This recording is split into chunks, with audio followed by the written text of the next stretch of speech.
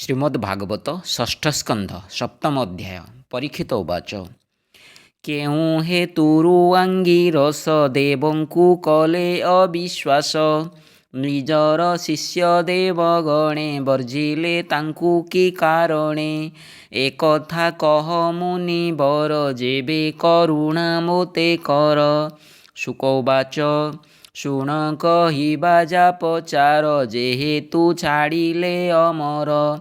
ଏକ କାଳରେ ପୁରୁହୂତ ଐଶ୍ୱର୍ଯ୍ୟ ହୋଇ ବିହ୍ୱଳିତ।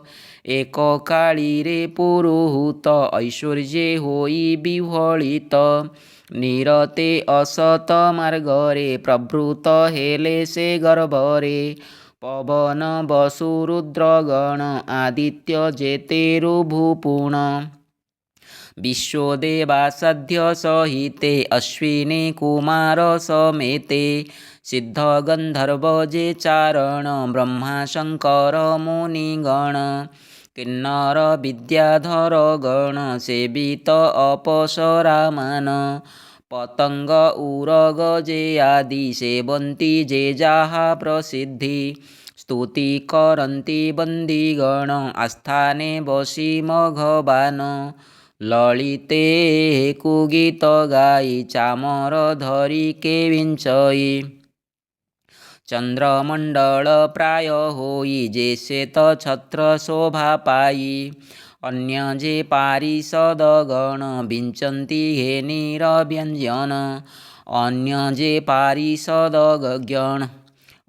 ଯେ ପାରିଷଦଗଣ ବିଞ୍ଚନ୍ତି ଘେନିଣ ବ୍ୟଜନ। ଶଚୀ ସଙ୍ଗତେ ଦେବରାଏ ରତ୍ନ ଆସନରେ ବିଜୟୀ। ଏମନ୍ତ ସମୟେ ରାଜନ କହିବା ଶୁଣ ଏକ ମନ।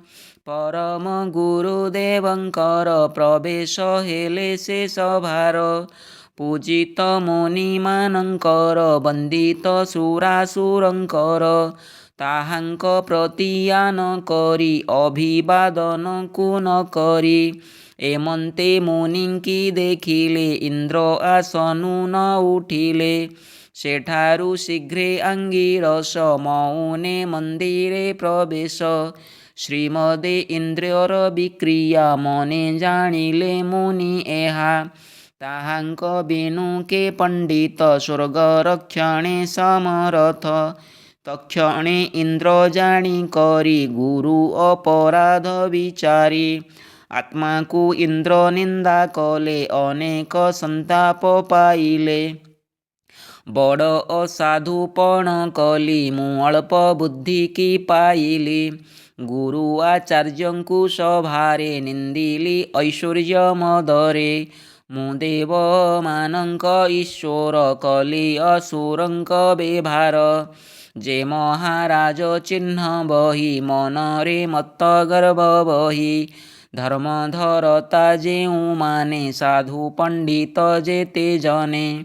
ତାହାଙ୍କୁ ଦେଖି ନ ଉଠନ୍ତି ସେମାନେ ଧର୍ମ ନ ଜାଣନ୍ତି।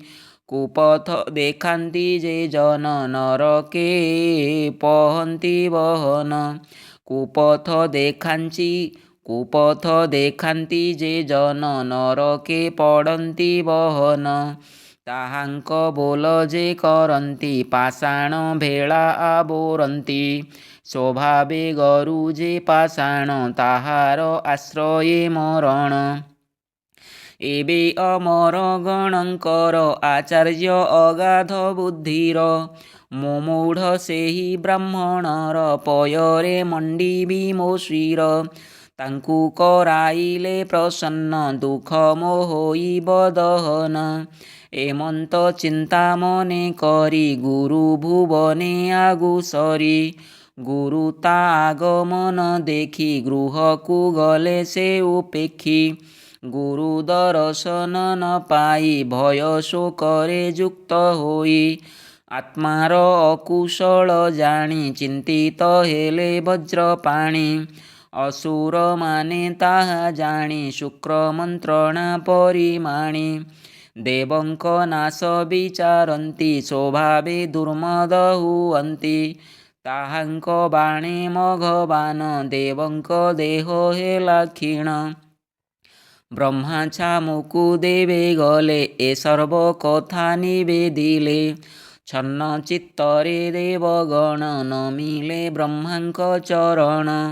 ଦୁଃଖିତ ଦେଖି ଦେବଗଣ ସ୍ୱୟମ୍ଭୁ ଅଜ ଭଗବାନ। ପରମ କୃପାଯୁକ୍ତ ହୋଇ କିଛି ବୋଇଲେ ସ୍ନେହ ବହି। ବ୍ରହ୍ମା ଉବାଚ ହେ ଦେବ ଶୁଣ କହୁ ଆମ୍ଭେ ଅତ୍ୟନ୍ତ ମନ୍ଦ କଲ ତୁମ୍ଭେ। ଯେ ବ୍ରହ୍ମବାଦୀ ସୁବ୍ରାହ୍ମଣ ତାହାଙ୍କୁ କଲ ଅବମାନ। ତୁମ୍ଭଙ୍କୁ ସେ ପାପ କାରଣେ ଜିଣିଲେ ତେଣୁ ଶତ୍ରୁଗଣେ। ତୁମ୍ଭଙ୍କୁ ନ ଜିଣନ୍ତି ବାଦେ ଏବେ ଜିଣିଲେ ଅପ୍ରମାଦେ। ହେ ଇନ୍ଦ୍ର ଶୁଣ ସାବଧାନେ ଗୁରୁଙ୍କୁ ଲଙ୍ଘିଲ ଅଜ୍ଞାନେ। ଶୁକ୍ରଙ୍କୁ ଆରାଧି ଅସୁର ସୁଖେ ଲଭିଲେ ତୁମ୍ଭପୁର। ଗୋବିପ୍ର ଗୋବିନ୍ଦ ଯାହାର ଠାକୁର ବିଘ୍ନ କାହିଁ ତାର। ଅଶେଷ ପ୍ରାଣୀଙ୍କ ଈଶ୍ୱର ଶୁଭ କରିବେ ଚକ୍ରଧର। ବିଶ୍ୱରୂପକୁ ବେଗେ ଭଜ ତୁମ୍ଭର କରିବେ ସେ କାର୍ଯ୍ୟ। ସେ ବିପ୍ର ପ୍ରସନ୍ନ ହୋଇଲେ ତୁମ୍ଭର ଦୁଃଖ ଯିବ ଭଲେ। ଶୁକ କହିଲେ ଶୁଣ ରାଏ ବ୍ରହ୍ମା ଯେ କହିଲେ ଉପାଏ। ଶୁଣି ଦେବତାଏ ହରଷ ବ୍ରହ୍ମାଙ୍କ ଏହି ଉପଦେଶ। ଋଷିଙ୍କ ଠାବକୁ ସେ ଗଲେ ହରଷେ ଆଲିଙ୍ଗନ କଲେ। ଏ ଅନନ୍ତରେ ହୃଷ୍ଟ ହୋଇ ଦେବେ କହିଲେ କଥା ଏହି। ଦେବଗଣ ଉବାଚ ଆମ୍ଭେ ଅତିଥି ହେଲୁ ଯହୁଁ ତୁମ୍ଭ ଆଶ୍ରମେ ଶୁଭ ହେଉ। ପିତୃମାନଙ୍କ କାର୍ଯ୍ୟ ପୂର୍ଣ୍ଣ କର ଏ ଯଥୋଚିତ ଧର୍ମ। ଉତ୍ତମ ପୁତ୍ରଙ୍କର ଧର୍ମ ଯେ ପିତୃଗଣ ଶୁଶ୍ରୂଷୁଣ। ଉତ୍ତମ ପୁତ୍ରଙ୍କର ଧର୍ମ ଯେ ପିତୃଗଣ ଶୁଶ୍ରୂଷଣ। ଗୃହସ୍ଥ ଜନଙ୍କ ଏ ଧର୍ମ ଅଧିକେ ବ୍ରହ୍ମଚାରୀ କର୍ମ। ଆଚାର୍ଯ୍ୟ ବ୍ରହ୍ମାର ମୂରତି ପିତା ପ୍ରତ୍ୟକ୍ଷେ ପ୍ରଜାପତି। ଭ୍ରାତା ଯେ ମୂରତି ଇନ୍ଦ୍ରର ମାତା ସାକ୍ଷାତ ପୃଥିବୀର। ଭଗିନୀ ଦୟାର ମୂରତି ଧର୍ମର ମୂରତି ଅତିଥି। ଅଗ୍ନି ମୂରତି ଅଭ୍ୟାଗତ ଆତ୍ମାର ମୂର୍ତ୍ତି ସର୍ବଭୂତ।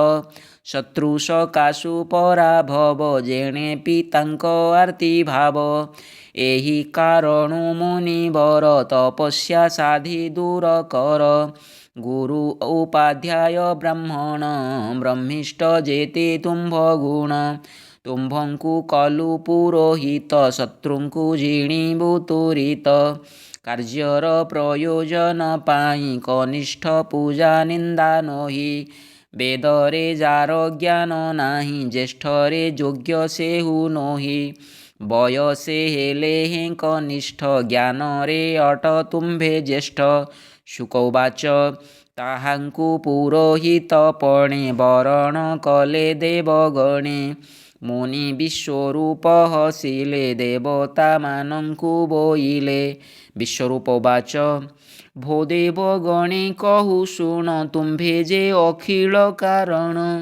ନିନ୍ଦିତ କାର୍ଯ୍ୟ ପୌରୋହିତ୍ୟେ କିମ୍ପା ଆରାଧ ତୁମ୍ଭେ ମୋତେ। ହେ ଅଧୀଶ୍ୱର ତୁମ୍ଭେ ଶୁଣ ଅର୍ଥେ ମୋ ନାହିଁ ପ୍ରୟୋଜନ। କ୍ଷେତ୍ରରୁ ଧାନ୍ୟାଦି ଗ୍ରହଣ କରି ବଞ୍ଚଇ ମୁହିଁ ଦିନ। କିମ୍ପାଇଁ ତୁଚ୍ଛ ବୁଦ୍ଧି କରି ପୁରୋହିତ ପଣ ଆଚରି। ଅଜ୍ଞାନୀ ଲୋକ ଏହି କର୍ମ ପାଇ ହୁଅନ୍ତି ମହାପ୍ରେମ। ତଥାପି ତୁମ୍ଭର କଥାରେ ଏହା କେ ଅସ୍ୱୀକାର କରେ। କିନ୍ତୁ ତୁମ୍ଭେ ଯେ ମୋର ଗୁରୁ ଆମ୍ଭେ ଯେ ଅବଜ୍ଞାନ କରୁ। ତୁମ୍ଭର ଯେତେ କଥା ମାନ ସାଧିବୁ ଶୁଣ ଦେବଗଣ। ଶୁକ ଉବାଚ ଏ ଅନନ୍ତରେ ବିଶ୍ୱରୂପ ବରଣ ହୋଇ ଶୁଣ ନୃପ।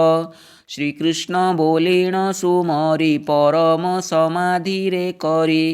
ଶୁକ୍ରର ବିଦ୍ୟା ବଳୁ କରି ଅସୁରଙ୍କର ଯଶ ଶିରି। ନିଶ୍ଚୟ କରିଥିଲେ ନାଶ ଶୁଣ ରାଜନ ଇତିହାସ। ବୈଷ୍ଣବୀ ବିଦ୍ୟା ବୋଲି ଯାହା ଇନ୍ଦ୍ରର ଅର୍ଥେ ଆଣି ତାହା। ଇନ୍ଦ୍ରଙ୍କୁ ଆଣି ତାହା ଦେଲେ, ଯାହାକୁ ଅସୁରେ ଶଙ୍କିଲେ। ସେ ବିଦ୍ୟା ପ୍ରଭାବରୁ ଇନ୍ଦ୍ର ଜିଣିଲା ସେ ଦାନବ ବୃନ୍ଦ। ମହତ ବିଶ୍ୱରୂପ ଧୀର ଦେଲେଙ୍କୁ, ଦେଲେ ଇନ୍ଦ୍ରଙ୍କୁ ବିଦ୍ୟାସାର। ଇନ୍ଦ୍ରର ଗୁରୁଦ୍ରୋହ ଦୋଷ, କହିଲେ ଜଗନ୍ନାଥ ଦାସ। ଇତି ଶ୍ରୀମଦ୍ଭାଗବତେ ମହାପୁରାଣେ ପାରମହଂସ୍ୟାଂ ସଂହିତାୟାଂ ଷଷ୍ଠସ୍କନ୍ଧେ ସପ୍ତମୋऽଧ୍ୟାୟः।